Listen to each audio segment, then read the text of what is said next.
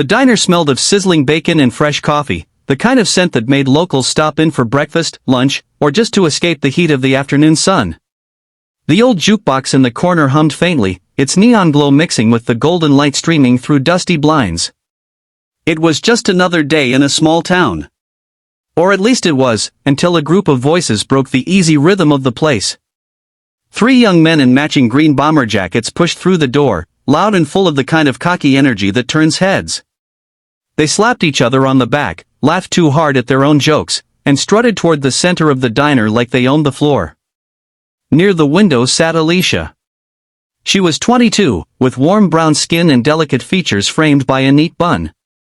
She wore a simple blue t-shirt and dark jeans, but what most people noticed first was her wheelchair. It wasn't flashy, just sturdy, but to Alicia it felt like a spotlight that never turned off. She tried to keep her eyes on the menu, pretending she didn't hear the laughter growing closer.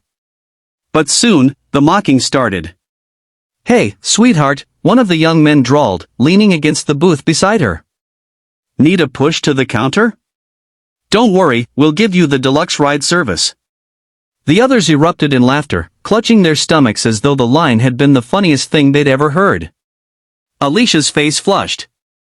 Her fingers gripped the edge of her chair, nails digging into the plastic armrest. She wanted to disappear. She had come here hoping for normal, a simple lunch where she could feel like everyone else.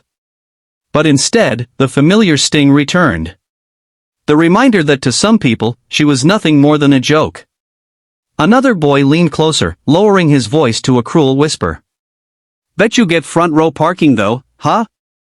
Perks of the wheels." More laughter. Alicia lowered her gaze, biting back tears. The room seemed to close in, filled with echoes of cruelty. She could feel the stares of other customers, some uncomfortable, some pretending not to notice at all. Nobody spoke up. Nobody stopped it. And that silence hurt almost as much as the laughter. But then, the diner door opened. The bell above the frame jingled softly, a sound so ordinary it almost didn't matter. But the man who walked in changed everything. He was tall, broad-shouldered, his steps steady and deliberate. Long blonde hair brushed his shoulders, and a thick beard framed his weathered face. Tattoos inked his muscular arms, curling into shapes of skulls, wings, and fire. Across his chest, a black leather vest bore the unmistakable patches, Hell's Angels. Conversations faltered. The clinking of forks slowed. Even the jukebox seemed quieter. The biker's eyes swept the room, not hurried, not careless, but sharp and deliberate. And when he saw Alicia, saw the way she was folded into herself, her shoulders tight with shame, and saw the 3 young men laughing at her expense, his expression hardened. He walked forward. Each step echoed against the diner's tiled floor like a drumbeat, drawing every eye. When he stopped, he stood not beside the bullies, but directly in front of them, his body forming a barrier between them and Alicia. "Is this what makes you laugh?" His voice was low, steady, but carried a weight that pressed down on the room. 3 grown men mocking a girl in a chair? Silence. One of the boys cleared his throat, forcing a chuckle. "Relax, old man. We're just joking." The biker leaned in slightly, his shadow falling across their table. His voice dropped to a growl. "Then let me joke with you. But I promise, you won't like the punchline." The diner froze. Customers stared, wide-eyed. The waitress held a pot of coffee midair, afraid even to move. The leader of the group tried to shrug it off, but his smirk faltered under the biker's unflinching gaze. "Come on, guys. Let's go." They shoved past each other awkwardly, laughter gone, and slipped out the door without another word. The bell jingled again as it shut behind them, leaving behind a silence so thick it felt holy. The biker turned, his hard expression softening as he crouched slightly to meet Alicia's eye level. "You okay?" Her lips trembled. She wanted to say yes, but the truth came out instead. "No, but thank you." He nodded slowly. "Mind if I sit?" Alicia shook her head, still stunned.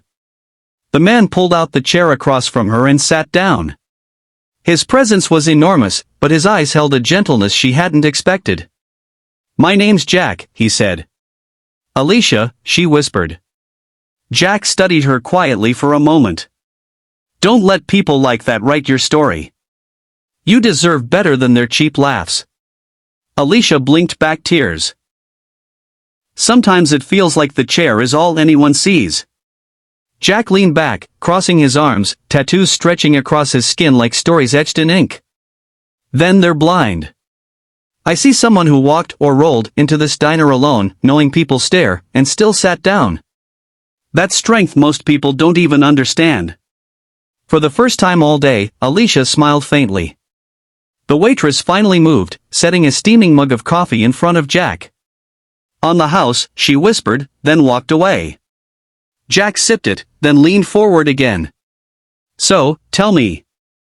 What's your story? At first, Alicia hesitated. But something about Jack, the way he really looked at her, as though she was more than a chair, more than a scar, unlocked something inside. She told him about the accident 3 years ago. The drunk driver. The screech of tires. The long, sterile hospital halls where she'd spent months relearning how to live in a body that no longer worked the way it once had. She told him about the friends who faded away, uncomfortable with her new reality. And she spoke about her dreams, how she still wanted to go back to school, study psychology, and help others who carried visible and invisible scars. Jack listened. Really listened. He didn't interrupt. He didn't pity her. He simply let her speak, his eyes steady and unflinching. When she finished, he nodded slowly. Pain isn't the end of a story.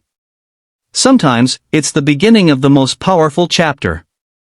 Those words sank deep, like roots into soil. Alicia left the diner that day carrying more than a meal. She carried his words. His defense. His belief that she was more than her chair, more than the cruelty she endured. Weeks later, she stood at a podium in a small community center. Her hands trembled as she gripped the microphone, her wheelchair parked front and center. The room was filled with families, teachers, and neighbors, gathered for a disability awareness event. At first, her voice shook. She feared the same laughter, the same mockery. But then she remembered Jack, the biker who had stood tall for her when nobody else did.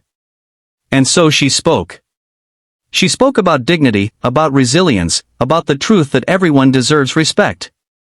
She spoke about scars, both seen and unseen, and how they were not marks of weakness but maps of survival. As her words flowed, she noticed 3 familiar faces in the back. The boys from the diner. They weren't laughing now. They weren't smirking. They were listening. When the speech ended, applause filled the room. Alicia's chest rose and fell with relief. And as people began to leave, one of the boys approached. His voice was low, his eyes unsteady. I'm sorry. For what we said. For how we treated you. It didn't erase the pain. It didn't undo the humiliation. But it was a step. And for Alicia, that step mattered. Friends, if this story has touched you, if it's reminded you that kindness has the power to change lives, I'd love for you to join me on this journey. Like this video, share your thoughts in the comments, and don't forget to subscribe to Soul Touch Stories, so we can keep spreading moments that remind us of our shared humanity. Because in the end, Alicia's life didn't change just because bullies were silenced. It changed because, in a moment of darkness, someone reminded her of her worth. And she carried that reminder forward, into her speeches, into her dreams, into the lives of everyone who heard her voice. Sometimes, the strongest heroes don't ride in with capes. They walk into diners, see someone hurting, and choose to stand up. And that choice? It can silence more than laughter. It can silence doubt. Fear. The lie that we are not enough. Because the truth is, we are. Always.